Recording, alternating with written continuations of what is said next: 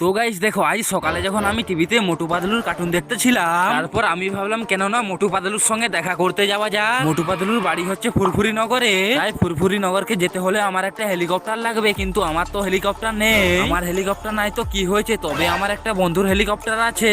তাহলে আমাকে যেতে হবে এখন ওই বন্ধুটার কাজ। যদি বন্ধুটা আমাকে হেলিকপ্টার দিয়ে দেয় তাহলেই আমি যেতে পারবো ফুরফুরি নগর মোটু পাতলুর সঙ্গে দেখা করতে।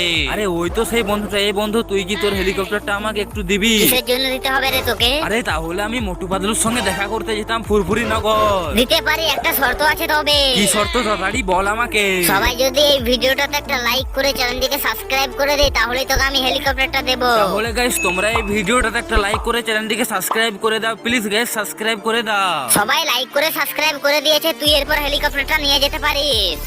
তারপর আমি হেলিকপ্টারটা নিয়ে সোজা চলে আসি ফুরফুরি নগরকে মোটু পাতলুর সঙ্গে দেখা করতে। তো গাইস তোমরা তো দেখতেই পাচ্ছ, ফাইনালি আমার সঙ্গে মোটু পাতলুর দেখা হয়েই গেল। তোমরাও যদি মোটু পাতলুর সঙ্গে দেখা করতে চাও তাহলে অবশ্যই কমেন্টে মোটু পাতলু লিখে যাবে।